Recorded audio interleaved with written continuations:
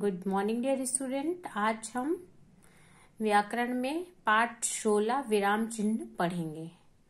विराम चिन्ह, चलिए इसमें ये पढ़ेंगे कि विराम चिन्ह किसे कहते हैं और इनका प्रयोग कब कैसे किया जाता है। तो सबसे पहले पढ़ते हैं विराम चिन्ह का अर्थ क्या होता है। विराम का अर्थ होता है रुकना या ठहरना। वाक्य में रुकने का संकेत करने वाले चिन्हों को विराम चिन्ह कहते हैं। मतलब जहां पे हम किसी भी वाक्य में थोड़ा सा भी रुकते हैं तो वहां पे जिस चिन्ह का प्रयोग किया जाता है उसे क्या कहते हैं, विराम चिन्ह। विराम चिन्हों के प्रयोग के बिना वाक्य अपना ठीक ठाक भाव प्रकट नहीं कर पाते। विराम चिन्ह अनेक होते हैं, कुछ प्रमुख चिन्ह नीचे दिए गए हैं। विराम चिन्ह जो होते हैं तो अगर इनका उचित प्रयोग ना किया जाए तो वाक्य का सही अर्थ नहीं निकलता। ये जो विराम चिन्ह होते हैं तो वाक्य को सही रूप देने में अपना महत्वपूर्ण योगदान प्रदान करते हैं। तो चलिए देखते हैं विराम चिन्ह के प्रकार। सबसे पहले है पूर्ण विराम। पूर्ण विराम जो होता है तो देखिए एक खड़ी पाई बनी हुई है, खड़ी लाइन। यह सूचना देने वाले वाक्य की समाप्ति पर खड़ी रेखा के रूप में लगाया जाता है। दिख रहा है आपको ना, जैसे मनीषा दूध पीती है। पीती है के बाद एक चिन्ह लगा हुआ है ना, इसे क्या कहते हैं, पूर्ण विराम। जैसे राम अच्छा लड़का है, भारत महान देश है, तो इन सब में क्या लगेगा, पूर्ण विराम। नेक्स्ट है प्रश्नवाचक चिन्ह। प्रश्नवाचक चिन्ह देख लीजिए, ये है प्रश्नवाचक चिन्ह। वाक्य के रूप में प्रश्न होने पर उसकी समाप्ति पर प्रश्नवाचक चिन्ह लगाया जाता है। जैसे क्या मनीषा दूध पीती है, मतलब पूछा जा रहा है। जहां पे कुछ किसी से पूछा जाए तो वहां पे जिस चिन्ह का प्रयोग होता है उसे क्या कहते हैं, प्रश्नवाचक चिन्ह। अब नेक्स्ट है विस्मय चिन्ह। विस्मय चिन्ह में देखिए क्या है, हर्ष, भय, शोक, घृणा आदि के सूचक शब्दों या वाक्यों में विस्मय चिन्ह लगाया जाता है। जैसे अरे मनीषा इतना दूध मत पी, छी छी ये क्या है, भागो शेर आया।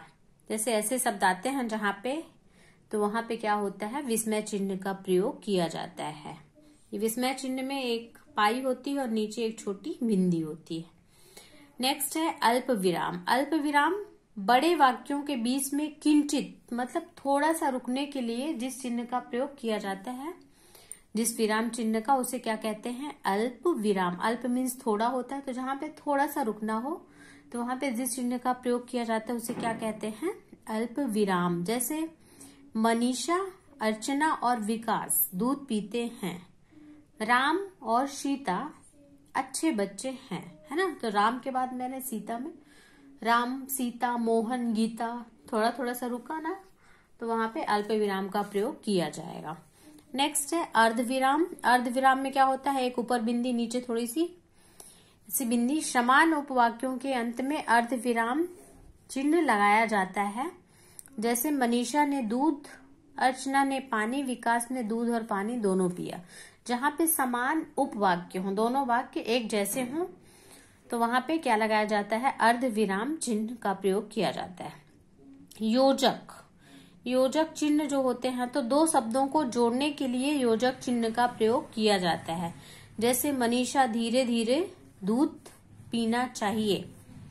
नेक्स्ट रात दिन के बीच में लगता है, अपना पराया हो गया, है ना। सुबह शाम, सूर्य, चंद्रमा, इनके बीच में योजक चिन्ह का प्रयोग किया जाता है। उद्धरण चिन्ह का प्रयोग यहाँ पे होता है। देखिए किसी कथन या कहे गए शब्दों को ज्यों का त्यों रखने के लिए उद्धरण चिन्ह का प्रयोग किया जाता है। जैसे मान लीजिए किसी के द्वारा कुछ कहा गया है और उसे हमें वैसे का वैसे ही बताना है, तो वहां पे उद्धरण चिन्ह का प्रयोग किया जाता है, उसमें कोई परिवर्तन ना हो। जैसे नेताजी सुभाष चंद्र बोस ने कहा था, तुम मुझे खून दो मैं तुम्हें आजादी दूंगा। तो ये कहा था तुम मुझे खून दो, उनका नारा है ना, तुम मुझे खून दो मैं तुम्हें आजादी दूंगा। इसलिए यहाँ पे किस चिन्ह का प्रयोग किया है, उद्धरण चिन्ह।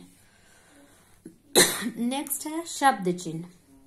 अक्षर शब्द किताब उक्ति के लिए शब्द चिन्ह लगाया जाता है।